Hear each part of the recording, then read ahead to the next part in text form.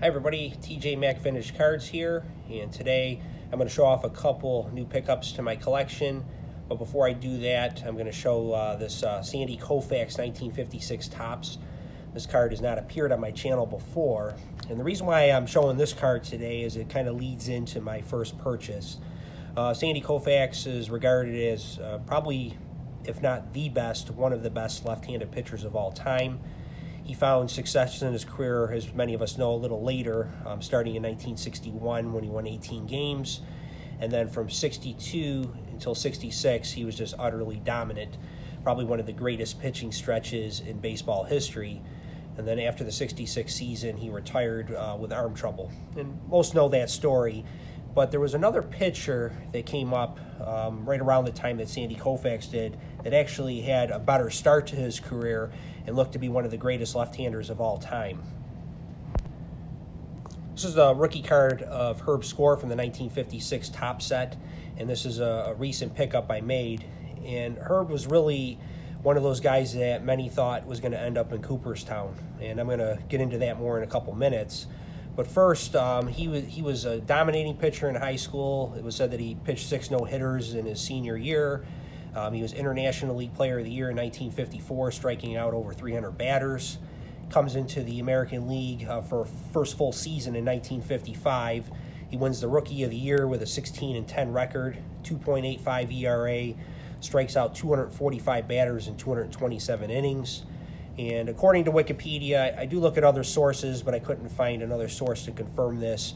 And I did a limited research into this, that he was said to be the first pitcher to strike out more than a batter an inning as a starting pitcher. So he struck out 245 in 227 innings to lead the league that year.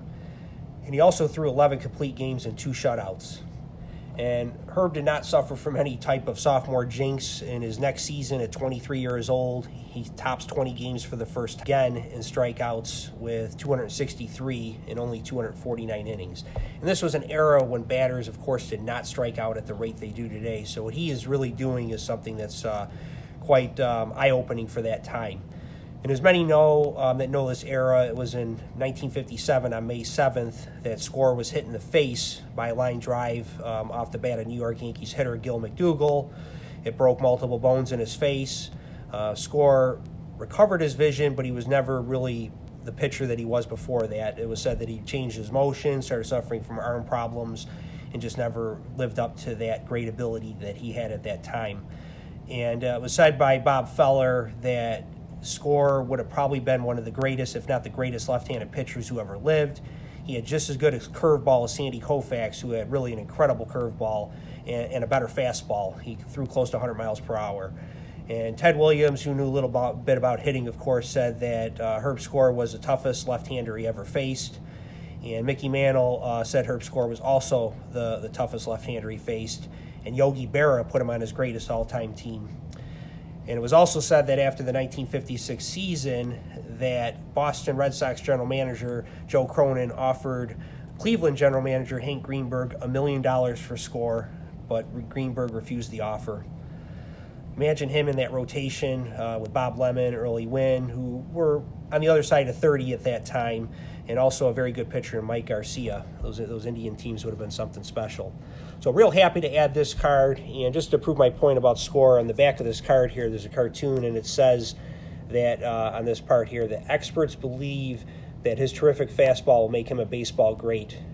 And it says, I want to make a reservation for 1965, and then you can see the Hall of Fame behind the desk there. Really just an unbelievable pitcher. So happy to add this card to my collection.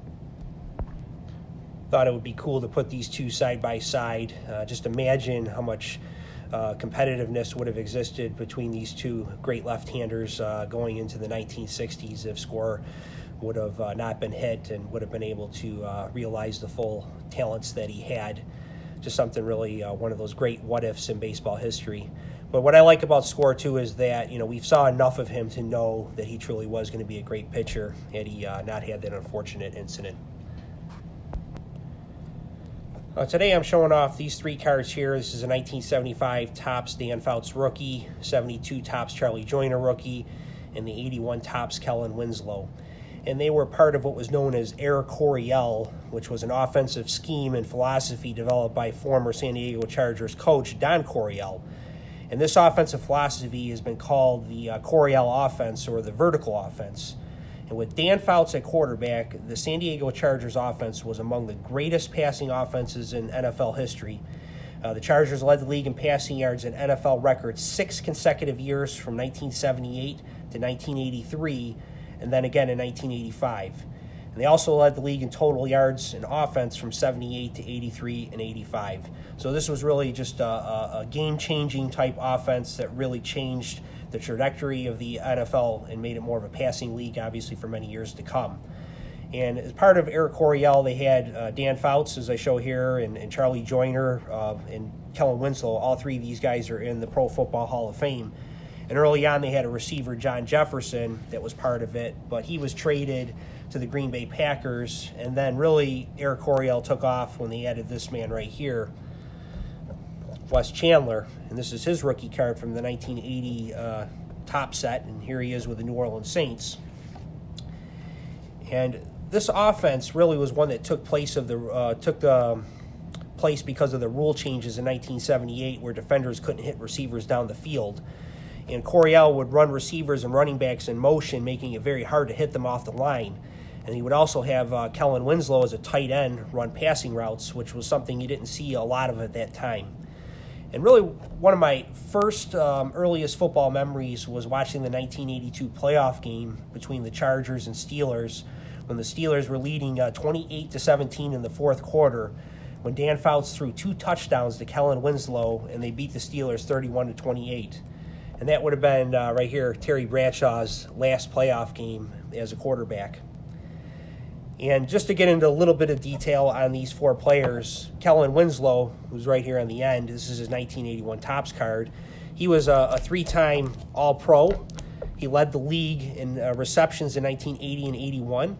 He also only played 9 seasons, but when he retired, he was 14th all-time in receiving catches in NFL history with 541, and he was second behind Ozzie Newsome for tight ends. And then here you have Wes Chandler, who when he retired was 14th all-time in receptions with 559. He was a 4-time Pro Bowler and a 1-time All-Pro in 1982. And in the strike-shortened season of 82, he had 1,032 yards in just 8 games, and he averaged a remarkable 129 yards a game. Really just a great receiver of his time. And then you have steady Charlie Joyner, who just was a really consistent force for a lot of years. And when Joyner retired, he was the all-time receptions leader in NFL history in 1986 with 750, and also in yards with 12,156. So really one of those great underrated receivers that not a lot of people probably heard about too much, that aren't really close to football. And then at the end here, you have the Dan Fouts rookie card. And this is 1975 Topps. And he finished his career second all-time with 43,040 passing yards when he retired. And he was 4th in touchdowns with 254. So these are really just a great quartet of players that I'm just excited to add to my collection. This is really part of where I'm going with the cards that go together. They look great displayed together. They tell the story of this piece of NFL history that I really like to tell through my cards. And just these are really cards that I connect with well from a nostalgic standpoint, because I do remember watching these Chargers teams. So just real excited to add these 4 as well, and just part of my ongoing goal just to acquire these cards and deepen my collection. So everybody have a great weekend, and look forward to doing my next video. Take care.